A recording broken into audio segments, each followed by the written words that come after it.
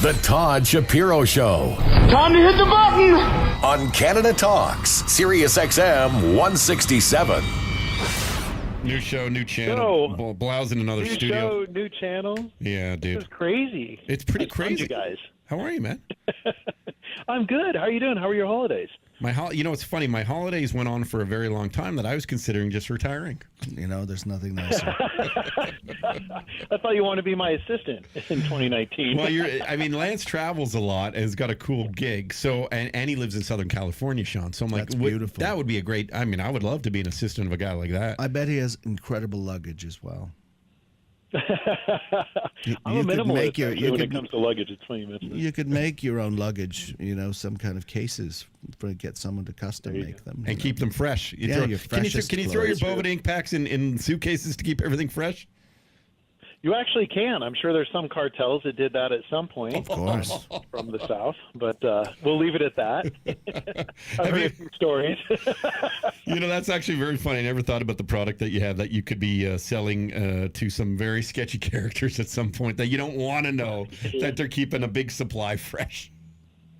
Yeah, I've heard, some of these stories, especially out of, I think I've shared with you before, Todd, growing up in Northern California, I have several friends that went on to getting into this industry, especially because we actually voted on 215, Prop 215, which was medical use 2 years after I graduated high school. So a lot of friends, kind of came out of the shadows and started pursuing that.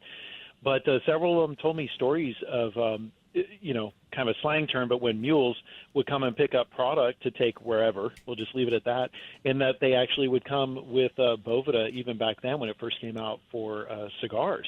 So it's interesting how the industry to a certain extent was using this before we even had a full focus on it. So I think it's crazy. Marijuana industry is so innovative. That's beautiful. Very true. That's true. Very true. Hey, speaking of the marijuana industry, and it's not in the show notes today, but I was just thinking about it when he talked about sort of being one of the early pioneers in Southern California and stuff. I started watching this documentary on Netflix recently called Murder Mountain. Have you been watching that at all, Lance?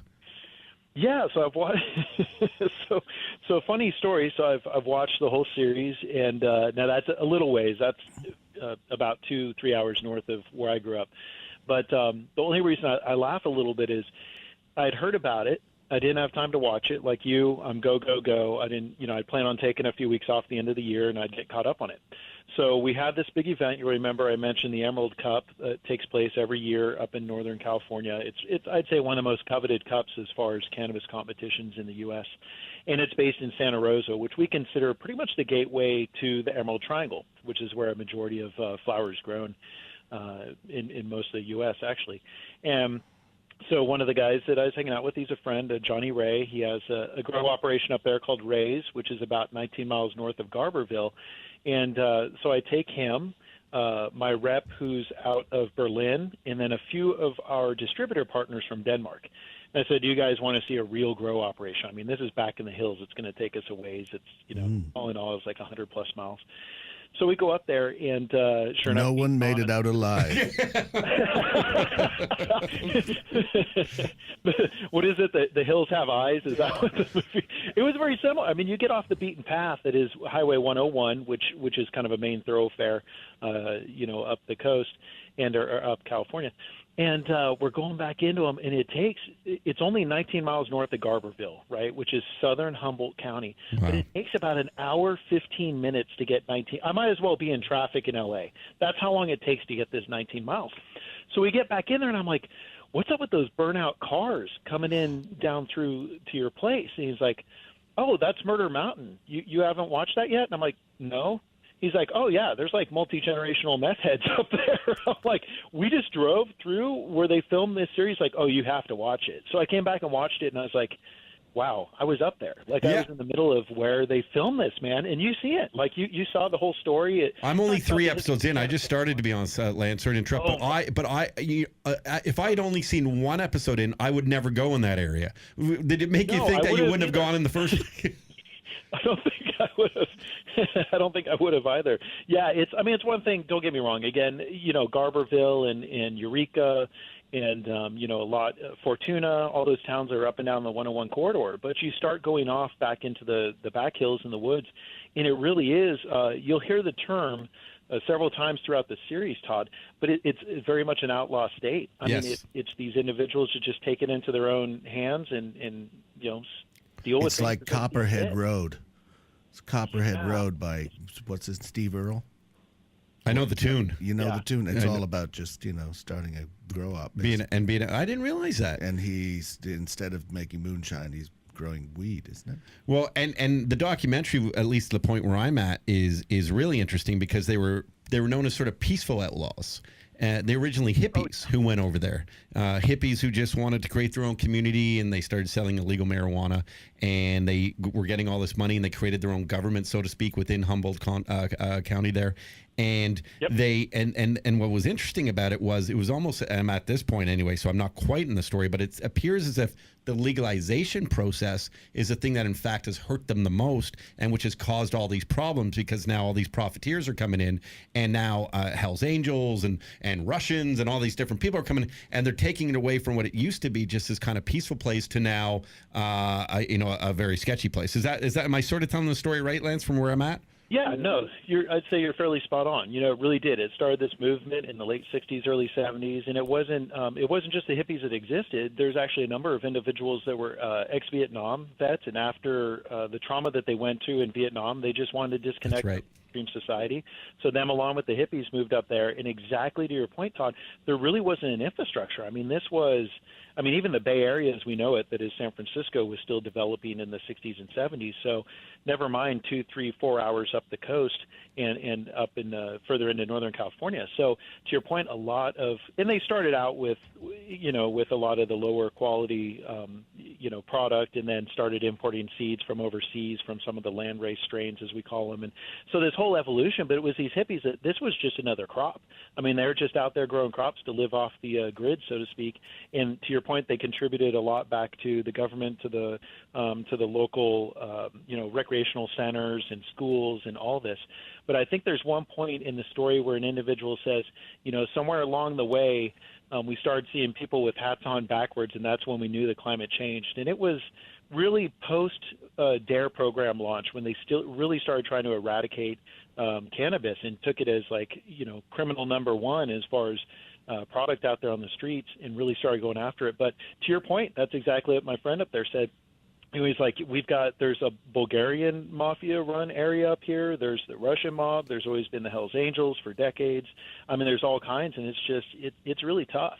And you see it, and it's all kind of centered around a place called Alder Point. And it talks about, you'll learn about this, about the Alder Point 8, which are these guys who kind of took some things into their own hands due to a young grower that had gotten killed for money owed and all this. It's a really interesting, and I think overall some of it is some truth, but there's some interesting angles that they kind of put into it about cannabis in Northern California as well. So yeah, crazy show. I'm glad you're watching that though, man. It's definitely an educational either way. Yeah, it's pretty cool. I tweeted about it actually because I was really enjoying it, and the director of the Netflix documentary retweeted it and stuff, and he was hoping to get more sort of eyes and ears on what's been going on up there, called Murder Mountain. I encourage and implore everyone to go and check it out. And I'm not even have Netflix as a sponsor, but wouldn't that be great? It would be great. That's some next level Channel 167 stuff you're talking about there. Well, big time. I'll tell you what was next level for me. I don't even know if you caught wind of this yet, Lance, but today Canopy Growth, which is arguably one of Canada's biggest licensed producers, they had an announcement in New York that they're sort of investing in the hemp industry. And Charles Schumer, was the one who made this big press announcement to talk about that they're investing $100 to $150 million into New York. Well, okay, here's we got Bilal with the audio of this announcement right now. I am thrilled to announce today that Canopy Growth is about to invest between $100 million and $150 million to site a first of its kind in New York State industrial hemp industrial park right here in the southern tier. Not only will this facility be the first of its kind, it will be in the forefront of the entire country and help make the southern tier the center to an end. When you hear this, Lance, is that a statement by Chuck Schumer about this stuff? I mean, does that make it seem that much more real, what's sort of slowly happening within the United States, where we think it might get to the point of being federally legal like it is here in Canada? Yeah, I think 100%. We've talked about this before, and it's one of those things that on more than one occasion, we've brought up, what does the timeline look like for the U.S., right? We see Canada, a G7 country, and dominoes have started tipping since you all became legal with adult use on October. Is that a pizza joke? Is that a pizza joke because of cannabis? Is that what? Get it with your dominoes. Yeah. One day. I just want to point out that they made that announcement in one of the loudest places I've ever heard. Well, Could they been right on the highway during that announcement? Airplanes it was taking on the off. turnpike on the way to Jersey. I have no idea why. In a room. Could you be in a room when you do That that? might have helped, yeah. Oh, man. But we keep bringing it up, and I think things are moving faster. Again, I keep referencing Canada, but you look at what happened since you guys went online and became legal. All of a sudden, we have countries that we were not expecting in the immediate future, like South Korea, Thailand. My gosh, England, we thought the parliament would be dragging their feet for years, and all of a sudden they launch a medical program weeks after Canada comes online. Now France, I say thanks to Quebec, but France is finally considering, one of the last large countries in the EU that hasn't come up with a medical or adult use program.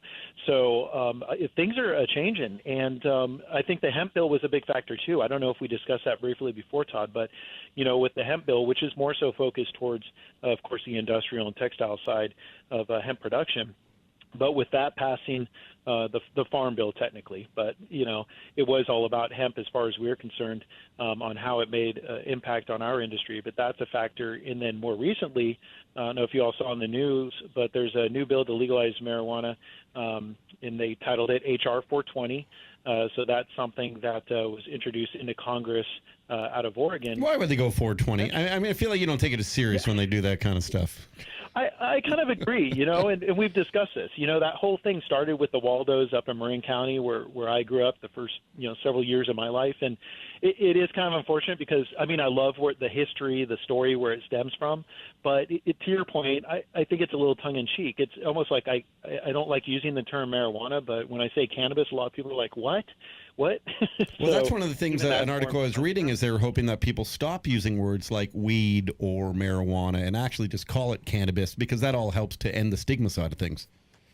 Yes, 100%. That's very true. And so that's the direction we're going. But so this bill, it's essentially Democrat Earl Blumenauer, he actually brought to Congress, and it's essentially to regulate marijuana like alcohol act, and that's what they're calling it. And so essentially it's something where it takes this, it deregulates cannabis, which is what we want. We don't want it to drop from a Schedule 1 to a Schedule 2 because that just opens the door to pharma and shuts the door to everyone else. So it would deregulate it, and then it would be actually governed by, or managed, I say rather, by the Bureau of Alcohol, Tobacco, and Firearms and Explosives versus the DEA. So that's something that is on the Hill right now. As you guys know, we have a lot going on with borders and border walls and all that talk and government shutdown. But I think that's, again, 420, this bill is something that's nonpartisan at this point, or I guess as legal, as they'd call it over there, bipartisan. But it's a nonpartisan issue for us to just move forward already. Canada has, Mexico is, my gosh, dozens of countries now have all come around, so it's high time. Well, even you mentioning, Asia, some Asian countries, right? Like that, I think would sort of surprise people. Oh, huge surprise, because you go to places like Malaysia where capital punishment has been the traditional solution to anyone that's caught with contraband, including cannabis. Likewise with places as nice as they are like Singapore or Japan, where cannabis has been quite the federal crime, and all of a sudden things are changing. And it's unfortunate the UN was scheduled to talk about updating their position on cannabis last year. They pushed it back. That didn't stop, of course, several countries from announcing that news in December.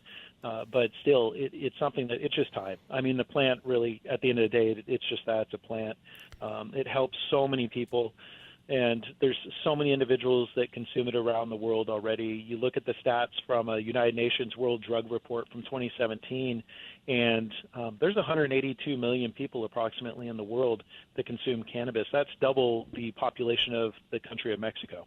So there's a lot of people that that already use cannabis, and there's a lot of people that don't, that are pro-cannabis because they see it as having health benefits. Lance, before we go, one of the things I used to talk about on the old program on Channel 168 there was sort of my idea that Donald Trump, just to win sort of favor over the other side that completely hate this guy, would maybe be the first to come right out and say, we need to make this federally legal, and just sort of confuse people. And really, because I think it would confuse voters. Do you think that there's ever a chance still moving towards, well, I guess we're in a new year now, but that he might ever do something like that? I don't know. If that's an ace, and you've stood by that for some time now, right, Todd? I think it's been a year that. Well, I think he's going to grow it along the one side of the wall, right? Just to. Well, if he just made the wall out of hemp, Make the wall out of, or at least hemp for sure. Yeah. weave it. If that's an ace, I will say if that's an ace in the hole for him, it's not going to have as much punch if the Congress has anything to say about it. Yeah. Because while he's sitting around on that, again, if that's the ace for him, He'd have to act quick. Things are going to move forward. Yeah, he really has to act quick. And I don't know, with everything going on, I don't see how much of a difference it'd make now because, again, you've got Democrats and Republicans both from dozens and dozens of states that are saying, hey, we're a country that's behind on this topic. And this used to be a cash crop from a hemp standpoint, from a Canada L. Well, didn't George Washington grow hemp? Tons of hemp on his. He did grow hemp. plantation? You could pay your taxes. The turn of the century, 19th to 20th century. You could still pay your taxes with hemp back in the early 10s and 20s. Of course, 1930s is when the whole reefer madness and the movement came about. But it was very much a cash crop for us. And by the way, it's more durable and stronger than cotton, than bamboo, than even carbon fiber if properly laid. So this is a phenomenal plant. I'm picturing some dude put it on his Honda Civic dashboard. Lance, we got to run here. We're on a bit more of a strict time schedule here on the program on Channel 167. But I love your intelligence and I love your knowledge within the space, and you are a pioneer. And I'm just glad you made it back from Murder Mountain alive. Okay, my friend. Yeah. Thanks, buddy. And I'll check in on you and see how that series. Don't go to Manslaughter Hill either. That's a horrible place. Hanging Hill, is that what they call it? Yeah. Hanging Hill. There you go. Vehicular Manslaughter Valley is not good either. We'll take a break. Lance Lambert from bovedainc.com. Thank you again for hanging out with us. You're listening to The Todd Shapiro Show. You're still here? It's over. Go home. Go. On Canada Talks, SiriusXM 167.